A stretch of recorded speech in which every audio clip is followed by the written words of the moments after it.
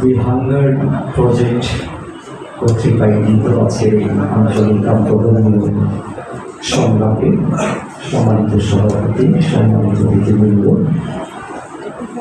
এবং প্রত্যেক সম্প্রদায়ের ধর্মীয় সম্প্রদায়ের ধর্মীয় গুরুবৃন্দ এবং বিভিন্ন শ্রেণী পেশার সম্মানিত উপস্থিতি, সবার প্রতি আবারও আমার মন্ত্রীর শুভেচ্ছা জানাচ্ছি।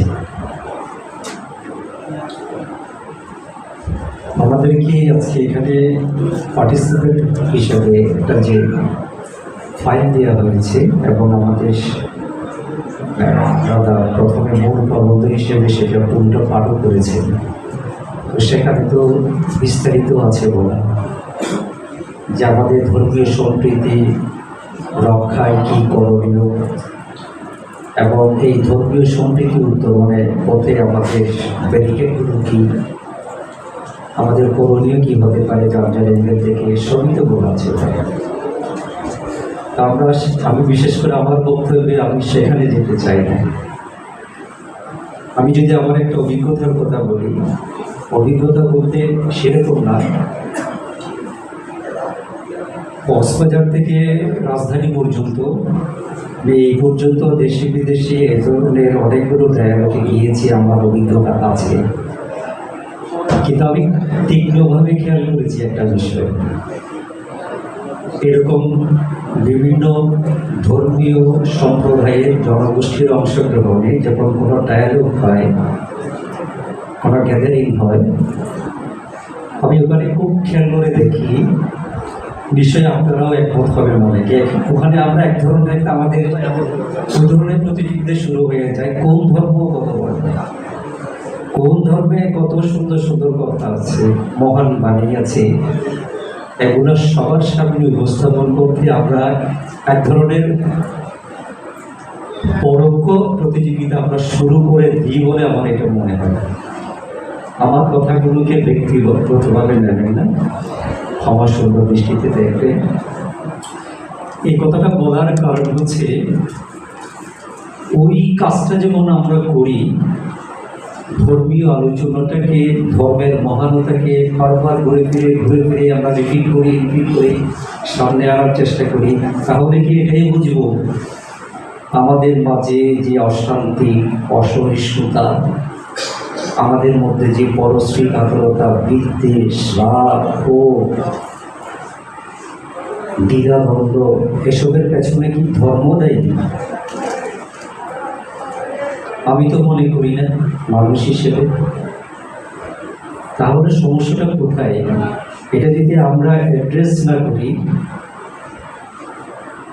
আমি ইন্ডিভিজুয়ালি বলতেছি, ব্যক্তিগতভাবে যদি একজন মানুষ হিসেবে ধর্মকে এক জায়গায় রেখে একজন মানুষ হিসেবে এটাকে যদি আমি অ্যাড্রেস করতে না পারি, আমার তো মনে হয় না আমার আপনার বা আমাদের মধ্যে যে সেটুকু শান্তি বিরাজ করার কথা, প্রীতি থাকার কথা, ভ্রাতৃত্ব সম্প্রীতিবোধ থাকার কথা, সেটা তো কাজ করবে না সেরকম। তাহলে আমি যে কথাটা একটু বলে শেষ করবো, আমি লম্বা ছড়া বক্তব্য দেব না, সেটা হচ্ছে, আচ্ছা আমাদের তো অনেক ধর্মীয় সম্প্রদায়, প্রত্যেক ধর্মীয় জনগোষ্ঠীর আলাদা আলাদা ধর্মীয় বিশ্বাস আছে এবং আমাদের বেশভূষায় আপনি কথা না বলেও শনাক্ত করতে পারবেন যে সে কোন ধর্মের মানুষ। আমাদের আলাদা পোশাক আশাকে সেটা আপনি বুঝে নিতে পারবেন। আচ্ছা, আমার মধ্যে যে লোভ আছে এটা কোন ধর্মের? আমার মধ্যে যে ক্রোধ আছে এটা কোন ধর্মের? আমার মধ্যে যে পরশ্রী কাতরতা আছে এটা কোন ধর্মের? আমার মধ্যে যে জিজ্ঞাসা আছে, খাই চাই ভাব আছে, এটা কোন ধর্মের? এখানে কোন ধর্মের লেভেলটা আপনি দেবেন? Is it possible? ইম্পসিবল। আমি মনে করি একজন মানুষ হিসেবে, ছোট একজন মানুষ হিসেবে, সেটা হচ্ছে আমাদের জন্মের অনেক পরে ধর্মের সাথে পরিচয় হয়। প্রত্যেক মানুষ জন্ম থেকে উত্তরাধিকার সূত্রে একটা ধর্ম পায়, কারণ মানুষ আকাশ থেকেও আচমকা পড়ে না, মাটি ভেদ করে উঠে না। আমরা কোনো না কোনো পরিবারে আমরা জন্মগ্রহণ করি। তো সেক্ষেত্রে গিয়ে আমরা একটা পরিবারের জন্ম নেওয়ার সুবাদে একটা ধর্মবিশ্বাস জন্ম থেকে লাভ করি। যেমন সন্তান জন্ম থেকেই জন্মসূত্রে তার উত্তরাধিকার সে লাভ করে, ধর্মটাও আমরা জন্মসূত্রে লাভ করে ফেলি উত্তরাধিকার সম্পদের মতো। তো সেক্ষেত্রে জন্মের পরিপর একটা শিশু কি সে আদৌ জানে ধর্ম কি করে খায়, এটা গায়ে মাখে? শিশু কেন কিশোরী অবস্থায় গিয়েও কিন্তু ধর্মের সাথে তেমন তার জানা হয় না। একটা নির্দিষ্ট একটা সময় পার করার পরে, বুঝ বুদ্ধি হওয়ার পরে মানুষ ধর্মের অনুসন্ধান করে বা ধর্মের সাথে তার পরিচয় ঘটে। তো ধর্ম তাহলে কিন্তু সে জন্ম থেকে কিছু উত্তরাধিকার সূত্রে পাওয়ার মতো কিছু রিপু খারাপ দিক প্রত্যেক মানুষ আমরা নিয়ে জন্মগ্রহণ করি।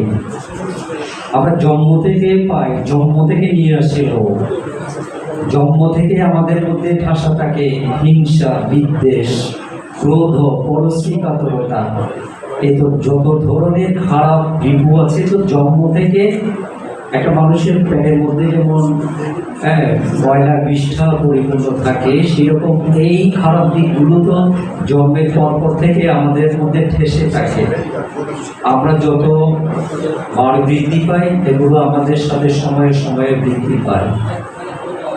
তো এখানে আমরা একটা বিষয় যদি ফোকাস করতে না পারি, আমি যে অন্যায় করি,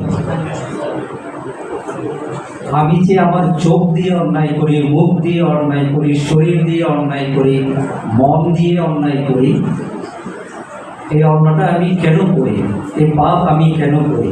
ধর্মের কারণে নয়। আমার মধ্যে যে লোভ আছে, আমার ভেতরে যে হিংসা আছে, ক্রোধ আছে, অনিয়ন্ত্রিত মোহ আছে, কাম ক্রোধ আছে, ওইসবের কারণেই আমি কোনো না কোনো একটা খারাপ কাজ করি, অন্যায় করি। এখানে ধর্মের কি সম্পর্ক ভাই? তাহলে ধর্মের কাজ কি? ধর্মের কাজ করছে একটা সাবানের মতো কাজ করে দেয়। আমাদের কাপড় চোপড়ে শরীরের উপরের অংশে ময়লা যদি লাগে, আমরা পাউডার বা সাবান দিয়ে গেছে পরিষ্কার করে, আশ্রে পরিষ্কার করে ফেলি। মনের এই যে বিকার শরীরের ভেতরে আজন্ম আমার আপনার মধ্যে ফেসে আছে, এগুলো কোন সাবানে পরিষ্কার করবেন? সেক্ষেত্রে ধর্ম ওই মনের ভেতরের যে বিকারগুলো আছে, এগুলোকে ধীরে ধীরে ধীরে দূর করার জন্যে সাবানের মতো কাজ দেবে, পাউডারের মতো কাজ দেবে। সেখানেই ধর্মের কাজ। কিন্তু আমরা কি করি?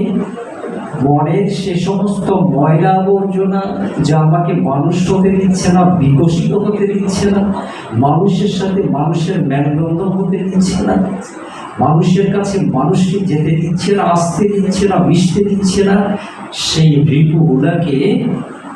ঋতুগুলাকে দূর করবার জন্যে ওই ধর্ম আমাদেরকে পরিষ্কারক হিসেবে কাজ করবে।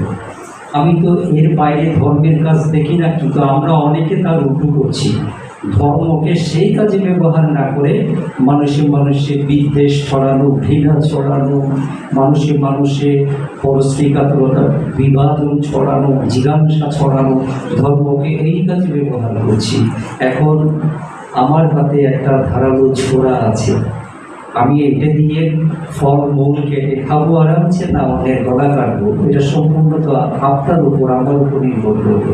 তো ধর্মকে পেয়েছি জীবনের একাল পরকাল দুই কালকে সুন্দর করার জন্যে, সেটা না করে ক্ষণিকে জীবনে আমরা ধর্মকে আমরা ভুল পথে ব্যবহার করছি। আজকে এখানে এসেছি হাত পা চালিয়ে গাড়িতে চড়ে, এখান থেকে ফিরে যে নিজের গন্তব্যে সুস্থ শরীর নিয়ে পৌঁছতে পারবো, এটার কি কোনো নিশ্চয়তা আছে? একদিকে অনেক মূল্যবান জীবন, আর একদিকে ওই যে শরতে কচুরি পানার উপর জমে থাকা এক বিন্দু শিশিরের মতো, যে সূর্যের রশ্মি পড়ার সাথে সাথে পড়ে যাবে, বিলীন হবে। এরকম একটা মানব জীবন নিয়ে আমরা ভালো কিছু বেশি ভাবতে পারছি না। আমার চিন্তা যদি সুন্দর না হয়, তাহলে আমার কাজ সুন্দর হবে না। আমার চিন্তা যদি সুন্দর না হয় তাহলে কাজ সুন্দর হবে না। আমার চিন্তা সুন্দর, প্রকাশ কি করে করবেন? কারণ কপালে লেখা থাকবে না যে আমার চিন্তা সুন্দর। আমাদের যে কাজকর্ম, আমাদের যে অ্যাক্টিভিটিস, আমাদের যে এক্সপ্রেশন, সেটাই প্রকাশ করবে যে আমাদের চিন্তা ভাবনা কীরকম।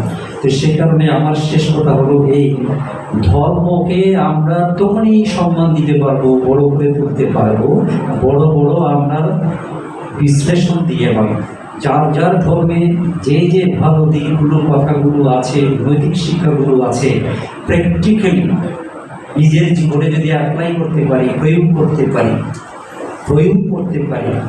আমাকে লেবাসে যেমন আমাদেরকে ভিক্ষুদের বলা হয়, যেমন আমরা এরকম গেরুয়া বসন করলে আমরা মাথা নেড়া করলে ভিক্ষু না, কিন্তু আমাদের বুদ্ধ কি বলেছেন যে হে ভিক্ষু, তুমি কি মনে মনে ভিক্ষু আছো? তুমি কি কায় উদ্ধারে ভিক্ষু আছো? শারীরিকভাবে ভিক্ষু আছো? তুমি কি বাক্য দিয়ে ভিক্ষু আছো? এটার অনেক ডিপ মর্ম আছে। আমি বেশভূষায় ভিক্ষু, মননে মানসিকতায় ভিক্ষু আছে কিনা এই মুহূর্তে, প্রতিটি মুহূর্তে আমি মানসিকভাবে ভিক্ষু আছি কিনা, প্রতিটি মুহূর্তে আমি কায়িকভাবে শারীরিকভাবে ভিক্ষু আছে কিনা, প্রতিটি মুহূর্তে আমি ভিক্ষু বাক্যদ্বারে ভিক্ষু আছি কিনা। একটা সেম টাইম আপনি যদি মনে করেন প্রতি মুহূর্তে আমি কায়োদ্ধারের মানুষ আছে কিনা, বাক্যধারের মানুষ আছে কিনা, শারীরিকভাবে মানুষ আছে কিনা, তাতে ভাই ধর্মীয় লেবাসের কি এত বেশি আসে?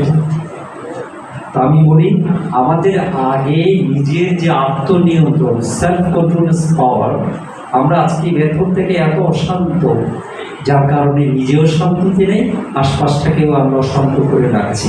সেই কারণে আমি মনে করি আগে প্রত্যেকটা মানুষকে ভেতর থেকে শান্ত হওয়ার চেষ্টা করতে হবে। ভেতর থেকে শান্ত কি করে হওয়া যায়, আপনি সেটা পথ খুঁজে নেবেন। যে আপনি ধর্মীয় আচার আদি করে আপনি ধর্মকে নিজের জন্য প্রয়োগ করে, ব্যবহার করে, সেখান থেকে ধর্ম থেকে কী লাভ আপনি নিতে পেরেছেন সেটার উপর ভর করে আগে নিজেকে শান্ত করার কাজটা করে নিতে হবে। আমি শান্ত হলে আমি আরেকজনকে কিছুতে অশান্ত করতে পারি না। আমি শান্ত হলে, সুন্দর হলে, আমার চিন্তা ভাবনা সুন্দর হলে আমার দ্বারা কেউ আশপাশ ক্ষতিগ্রস্ত হতে পারে। আমি কম বলবো বলে অনেক বলেছি, আর বলতে চাই না। একটা লাইন বলে শেষ করছি। আমি ধর্মীয় গুরু, কিন্তু ধর্মের সাথে আমার সম্পর্ক কতটুকু? আমি শুধু একটি সেন্সে ধর্মকে ব্যবহার করি। হ্যাঁ, আমার জীবন ভালো লাগে, আমি এই জীবন গ্রহণ করেছি, আমি আমার দুঃখ মুক্তি বা আত্মকল্যাণ, পরকল্যাণের জন্য আমি এই পথ বেছে নিয়েছি। এটা আমার চয়েস, পার্সোনাল চয়েস। কিন্তু আমি ধর্মকে কতটুকু কাজে লাগাই এইটুকু। আমরা নৌকা দিয়ে কেয়া পারাপার, নদী পারাপার করিনি এমন মানুষ কম আছে। আমরা কি পার হওয়ার পরে নৌকাটার সাথে নিয়ে যাই? নৌকাটা তো রেখে যাই। কি কাজ করি? যাওয়া আসা, পারাপারের কাজ করি। ধর্মকে আমি স্রেফ সেই কাজে ব্যবহার করি। কেউ 100 বছর থাকবো না, 200 বছর থাকবো না, যেতে হবে একদিন। খালি হাতে যেতে হবে, যে কোনো অবস্থায় যেতে হবে। সব ধর্মে পরকালের বিশ্বাস আছে। সেই যাওয়ার জন্য এটা করেছি আমি, কি নিয়ে যাব? সেই কারণে আমরাই মানুষ একমাত্র প্রাণী সৃষ্টি জগতে, ইহকাল পরকাল দুই কালের কথা আমাদের ভেবে কাজ করতে হয়, পা চালাতে হয়, ভাবতে হয়, চলতে হয়। আমার এই ইহজগৎ পরকাল দুটো যাতে সুন্দর করতে পারি, একটা নৌকা দিয়ে পারাপারের মতো ধর্মকে আমি সেটুকু কাজে ব্যবহার করবো। ধর্ম নিয়ে অন্য কিছু বেশি বাড়াবাড়ি করার জন্য আমি ধর্ম ব্যবহার করব। তো আজকে আর কথা না বাড়িয়ে, যারা আয়োজক, যারা অংশগ্রহণকারী, প্রত্যেকে সুস্থ সুন্দর জীবন প্রত্যাশা করে, দেশের সুখ সমৃদ্ধি প্রত্যাশা করে, প্রশান্ত বিশ্বে শান্তি ছড়িয়ে পড়ুক, সেই প্রত্যাশা রেখে আমার দুটি কথা এখানে শেষ করছি।